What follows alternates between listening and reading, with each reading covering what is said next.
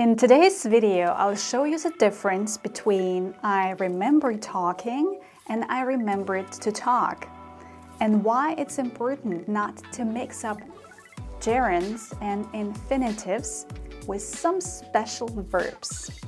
Are you ready? Let's go!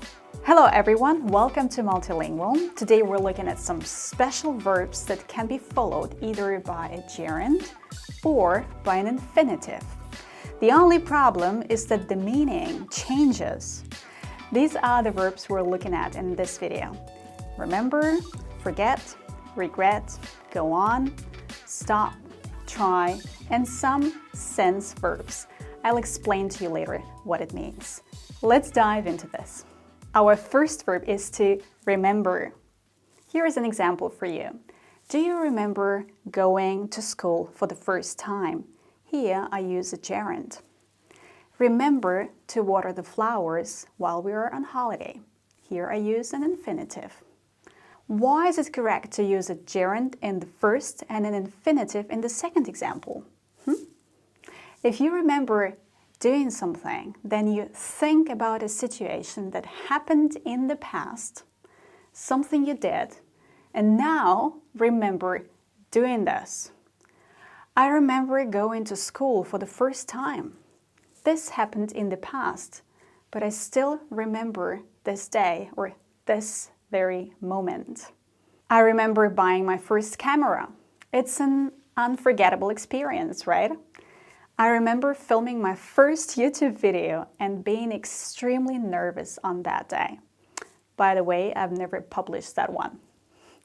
If you remember to do something, then you're supposed to do it. You should do it. Remember to water the flowers. You should water the flowers. Remember to switch off the lights before you leave the house. Remember to get some groceries on the way home. Remember to do this or that, so don't forget it. Okay, because we've already mentioned the verb forget, we can speak about it now. But it works exactly the same as the verb remember. You can say, again with a gerund, I'll never forget meeting my boyfriend, my girlfriend for the first time. Usually we use this phrase, I'll never forget doing something. This is how you can memorize it better. I'll never forget doing with a gerund. I'll never forget going on our first holiday to Spain. I'll never forget spending such an incredible time with him. But if you use forget to do something, this means you were supposed to do it, but probably didn't. Oh, sorry, I forgot to get milk. I forgot to call you back. I forgot to inform you about the delay. Again, I remember or forget doing something. This is about your memories. You have memories about your past. Remember or forget to do something. There is something you should do, you're supposed to do. So it's always easy to memorize the difference with some easy examples. Keep it in mind. I'll never forget meeting you. I forgot to call you back. Sorry. Our next verb is to regret. Here is an example for you. I regret not learning English when I was in school, because now I need English for my job and I can barely say a word. I regret not learning. Have a look at this negative particle, not. It stays right after the verb and before the gerund. I regret not learning English. What does it mean actually? You feel sad about something you should have done, but you didn't in the past.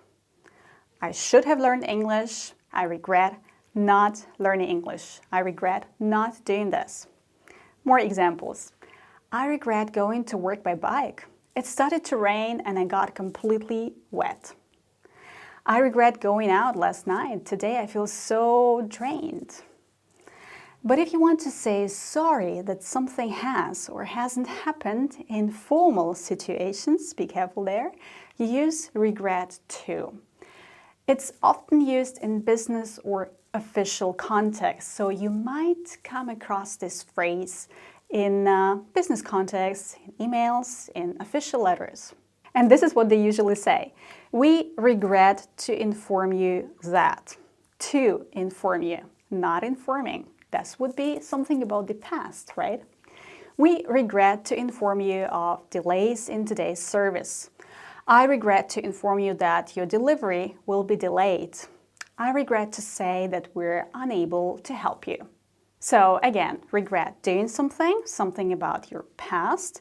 Regret to do, to inform, to say, to announce. Official context, to say that you're sorry about something today. Now let's talk about the verb to go on. You can use go on with a gerund. You can go on doing something, but you can also go on to do something. So what's the difference? Let's look at the examples. She went on talking about her ex-husband. Then she went on to talk about her work. In the first sentence, she went on talking means she continued talking. So she was doing the same activity all the time, probably non-stop. But if you say she went on to talk, then she stopped one activity and changed to another one. Another example. After buying a nice dress for herself, she went on to look for something for the kids. Went on to look for something for the kids. And what would you put in this sentence? You decide. Do you want to go on to learn or learning Spanish in the next term? To learn or learning? Here, the right answer is with a gerund. Do you want to go on learning Spanish? In the meaning of, do you want to continue learning Spanish? That's the right answer. We stopped doing and we stopped to do. Another very important verb. So what's the difference? They stopped producing these machines some time ago. We were on the way home when we decided to stop to get petrol. If you stop doing something, you finish an action. You stop an activity. We stop producing. That means we don't produce the machines any longer. If you stop to do something, then you finish one action in order to do the other one. We stopped for a few minutes to have a rest after a long walk. We stopped to have a rest.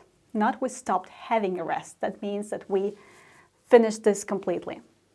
Compare one more. Suddenly, he stopped talking and looked at the door. He was walking along the street when he suddenly saw his neighbor and stopped to talk to him. Can you feel the difference? I hope so. Try doing and try to do. Our next verb is to try. If you try to do something, then you try to accomplish something difficult. I tried to repair the engine, but I couldn't. We tried to get 2 tickets for the concert, but they were sold out completely. She tried to pass the exam for the 3rd time, but she failed. You see, in all of these examples, people try to do something difficult. They try to make an effort, but it's almost impossible to achieve it. Now, think of an experiment. In an experiment, you try doing something. You want to see what will happen. The outcome is always unexpected. Try taking this supplement for your skin. It might help. Try taking it. See it as an experiment. It's not difficult. Yeah, it's not try to take. It's not something difficult. It's try taking. You can't get the lid off? Then you might try using a screwdriver.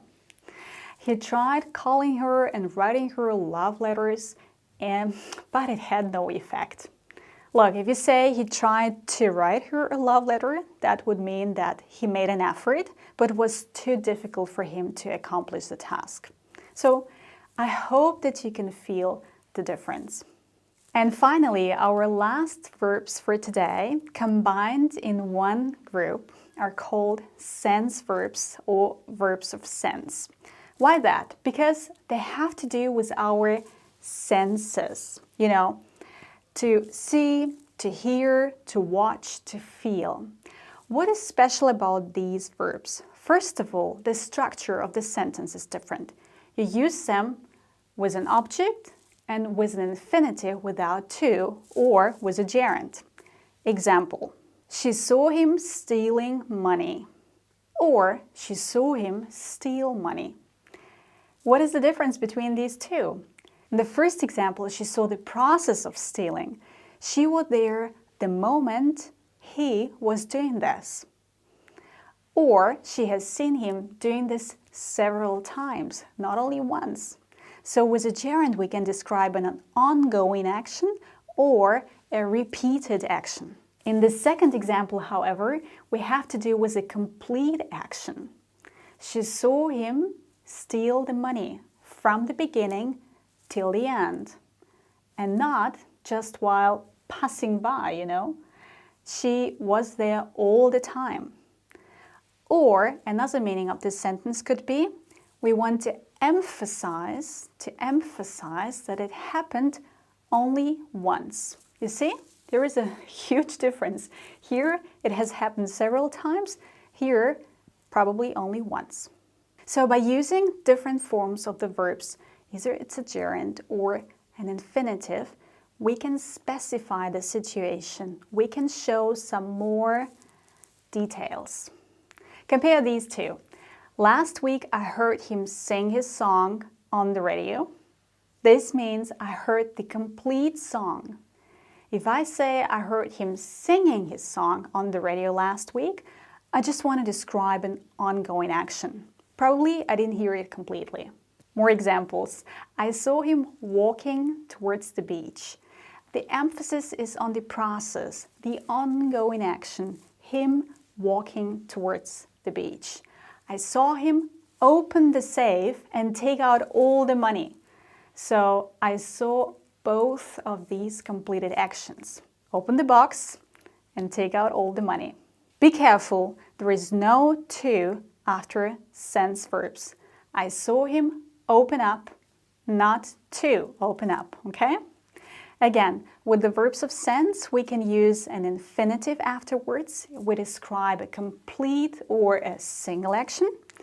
It would describe an ongoing or a repeated action. We usually use a gerund.